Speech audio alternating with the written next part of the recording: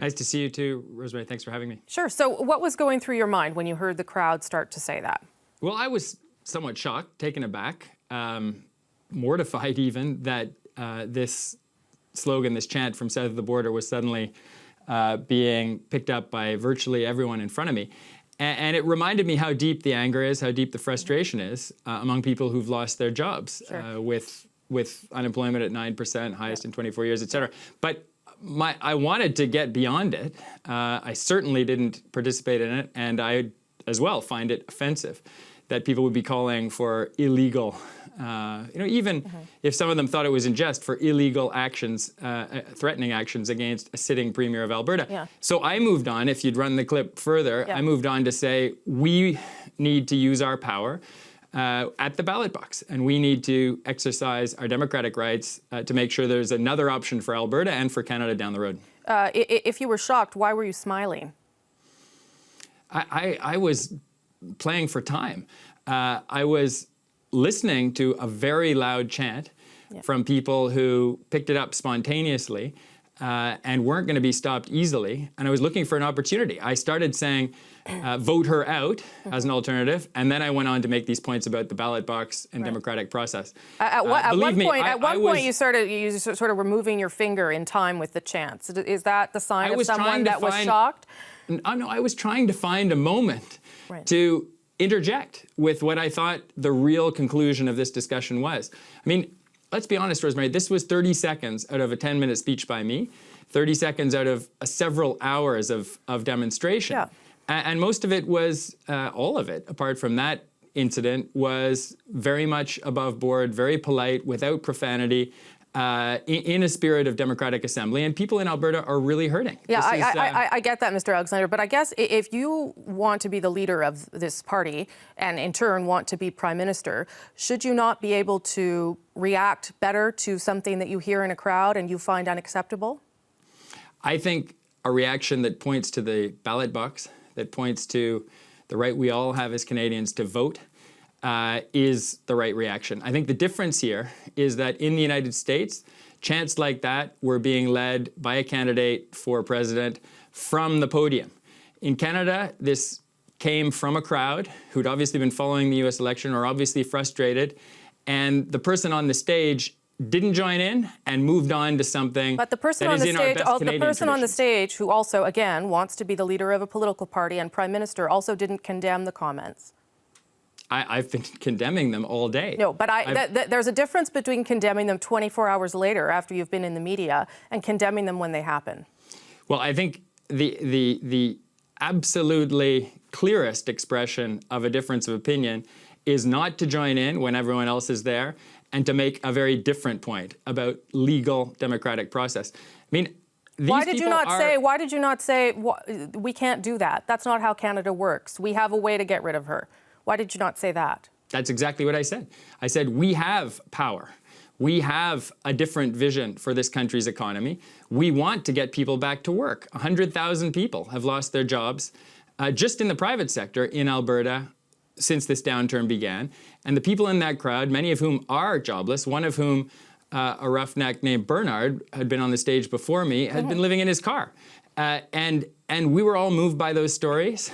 The crowd picked up this chant that I totally reject and disapprove of, but I understand the sentiment. And I was there to listen to people who are frustrated, who listen to people who don't feel like they're being well served by our governments in Alberta and in Ottawa. And I agree. The worst thing to do is to ignore the sentiment. But why would you not condemn the act when it was happening? Again, you know, your face tells a different story than the one you are telling now during that video. And I'll play the video again. Your face tells the story of someone who is smiling and clearly thinking this is an interesting moment. The face tells a story of someone who's playing for time, who's looking for the right response to a crowd that is in full high dudgeon towards Rachel Notley. I think the worst thing that we could do, Rosemary, is to ignore these sentiments. The worst thing that we could do is to turn our backs and say these people don't matter. Yeah, the oil industry doesn't matter, and yeah. that's why I was there. I think politics in Canada, national politics, conservative politics are well served when we go to those who are hurting, when we go to those who've lost their jobs, and we hear them out. And in those moments, yes, I was listening to people. I was shocked, I was dismayed, but I was listening. And then my reply was, let's use this energy, let's use this frustration at the ballot box. We can get taxes down, we can reduce emissions without having a carbon tax. And we can get Canada and Albertans back to work in 2019. As you're trying to be leader and show Canadians and Albertans that you want to be leader of this party, would it not have been a better moment, leadership moment for you to speak out against that kind of language and that kind of rhetoric? Would that not have been a better moment rather than trying to buy time? I spoke out against it by referring to the ballot box, by referring to our democratic right to vote. Did you not realize immediately, Mr. Alexander, that those were not appropriate comments? Or do you think that they were okay to say? I've told you several times now that I thought they were inappropriate from the beginning and that I was dismayed and mortified even by them the moment I heard them. I actually couldn't believe... But then again, why were you smiling? I mean, I'm legitimately trying to understand why your facial reaction and your finger chanting along does not portray to me someone who is mortified and shocked by the comments. And if you're not mortified and shocked by them, that's fine. You can have that position. But it seems to me those are contradictory actions, no? Rosemary, I was preparing to deliver my message, which is a message of hope, I think, of better times for the economy, but a message of democracy.